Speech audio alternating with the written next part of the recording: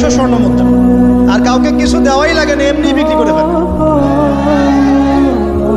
কত প্রশ্ন, কত যে প্রশ্ন আসে আমাদের কাছে যে ভাই বা হুজুর বা ভাইয়া ওস্তাদ, কত জীবনে এক পর্যায়ে ভুল করেছি, এরকম জেনায় লিপ্ত হয়ে গিয়েছিলাম, প্রেম করেছি ইত্যাদি, আমি কি করবো, আমার কি ভালো হওয়ার রাস্তা আছে কিনা, বা আমি তওবা করে ফিরে আসছি, আমি কি এখন বিয়ে করতে পারবো কিনা।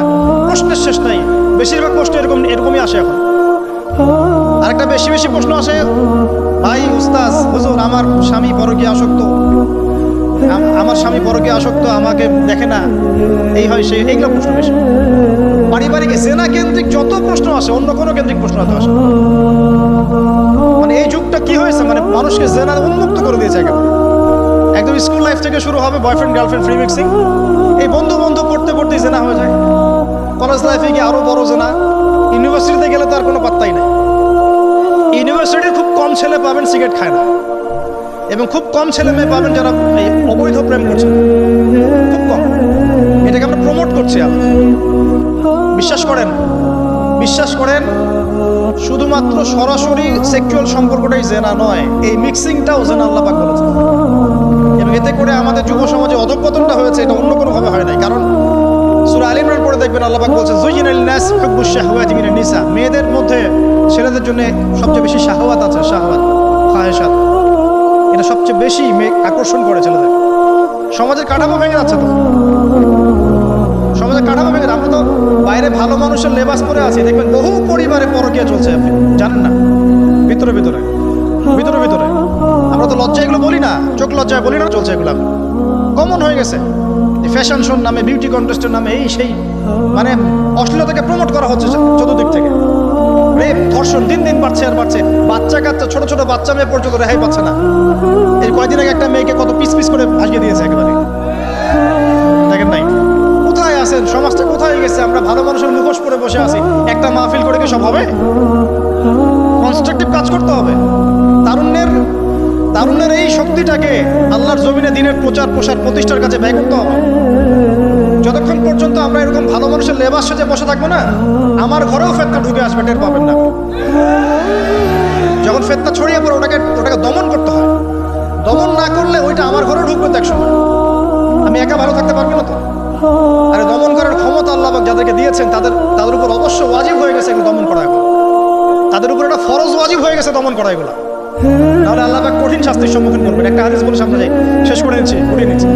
নবীজি বলছেন একদিন ঘুম থেকে উঠে চোখ ঘোষণা করছে লা ইলাহা ইল্লাল্লাহ, আল্লাহ লা ইলাহা ইল্লাল্লাহ। তার স্ত্রী সামনে যায়নাব বিনতে জাহাশ রাদিয়াল্লাহু আনহা, তিনি বলছেন ইয়া রাসূলুল্লাহ, কি হয়েছে, সমস্যা কি? নবীজি বলছেন ওয়াইলুল লিল আরব, আরবদের জন্য ধ্বংস, আরবদের জন্য ধ্বংস। মিন শাররি কাদ ইখতারাব, কি ভয়ঙ্কর ফিতনা ধেয়ে আসছে। তখন তার স্ত্রী বলছেন ইয়া রাসূলুল্লাহ আনুহলিক ওয়া ফিনা সালিহুন, আমাদের মধ্যে সৎ মানুষ ভালো মানুষ থাকা অবস্থাতেও কি আমরা ধ্বংস হয়ে যাব? নবীজি বলছেন বালা, অবশ্যই, নাম, হ্যাঁ অবশ্যই ধ্বংস হবে। ইযা কাসরাতুল খাবাস, যখন সমাজের মধ্যে অশ্লীলতাকে ছড়িয়ে পড়া, যখন সমাজের মধ্যে অশ্লীলতা বেহায়াপনা ছড়িয়ে পড়বে, আলেম জালেম সব ধ্বংস হয়ে যাবে। এই সময় এখন আসে নাই?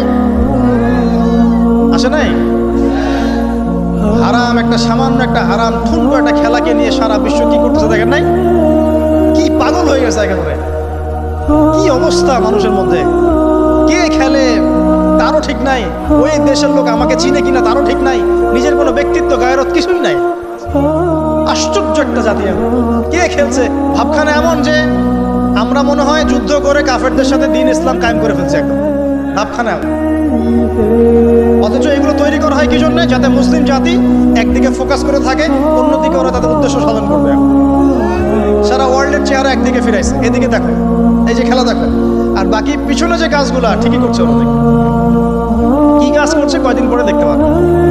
পাবলিকলি আমি বললাম না, কারণ বললে সব বুঝবেন না, সব জায়গায় সবকিছু বলতে নাই।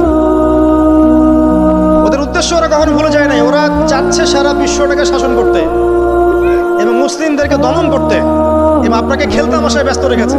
লাচো এখন যুবকদের কোনো হিতাহিত জ্ঞান পর্যন্ত চলে গেছে। এখন হিতাহিত জ্ঞান, তোমাকে এইভাবে চুল কাটতে কে বলছে? তোমাকে এইভাবে চুল কাটতে কে বলছে? এদিকে একদম ছিলে রেখে দিচ্ছে, এখানে মাঝখানে উঁচু একটা ময়ূরের মতো রেখে দিচ্ছে। মানে এভাবে চুল কাটতে তোমাকে কে বলছে? কে তোমাকে মেসির ফলো করতে বলছে? তোমার জন্য রাসূল সাল্লাল্লাহু আলাইহি ওয়াসাল্লামের বাবরি চুলের সুন্নত নাই? আজীব একটা ব্যাপার। দাড়ি রাখছো, বিরাট কোহলির মতো দাড়ি রাখছো, কেন? রাসূল সাল্লাল্লাহু আলাইহি ওয়াসাল্লামের মতো ছাড়া দাড়ি রাখতে পারো? আশ্চর্য। আমাদের আদর্শ চিন্তা হবে না?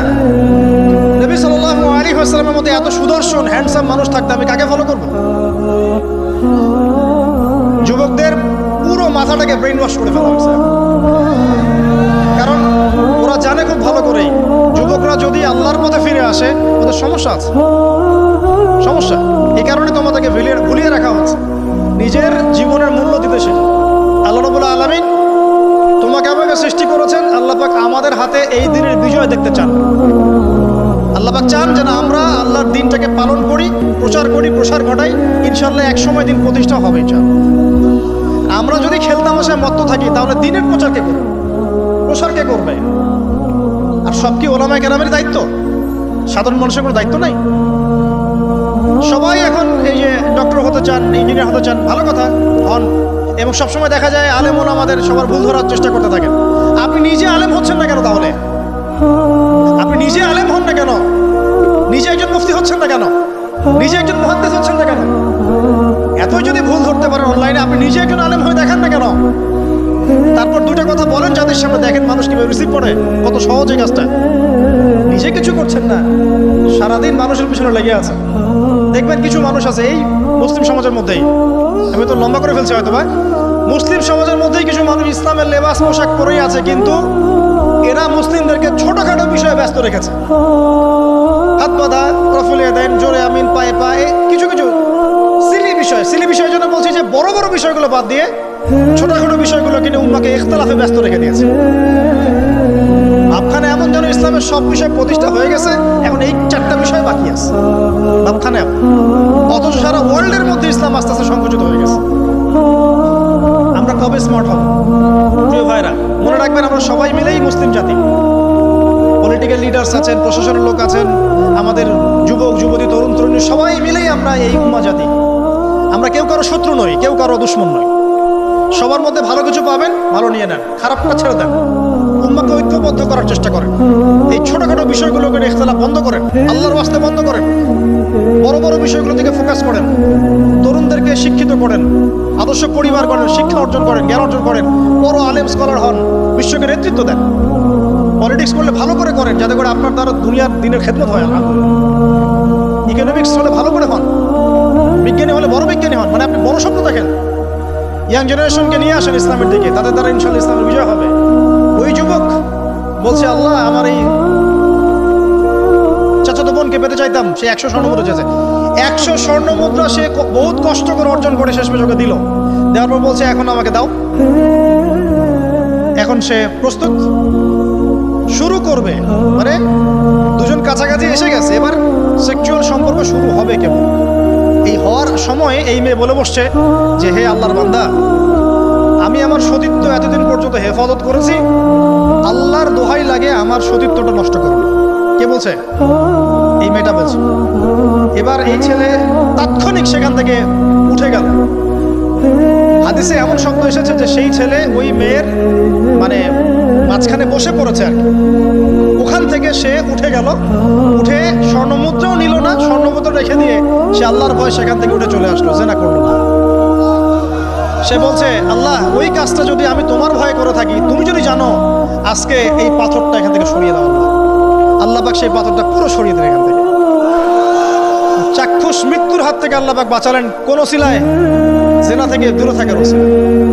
প্রিয় যুবক ভাই এবং যুবতীদেরকে বলবো, চারিত্রিক পবিত্রতা হেফাজত করেন, আল্লাহর ওয়াস্তে নিজের জীবনটাকে পবিত্র করেন, দিনের ইলম অর্জন করেন, বেশি বেশি আমল করেন, ভালো কাজে ব্যস্ত থাকেন, সমাজ কল্যাণমূলক কাজ করেন, বেশি ভালো কাজে ব্যস্ত থাকেন। খারাপ সার্কেলের সাথে মিশিয়েন না, ভালো সার্কেলে মিশেন।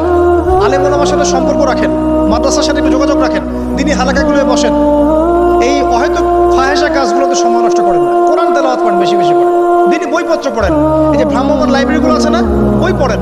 আমি বলছি না শুধু ইসলামিক বই পড়তে হবে আপনাকে, আপনি অর্থনীতির বই পড়েন, সমাজবিজ্ঞানের বই পড়েন, রাষ্ট্রবিজ্ঞানের বই পড়েন, জিওপলিটিক্যাল বইগুলো পড়েন, কোরআন সুন্নাহ তো পড়বেনই।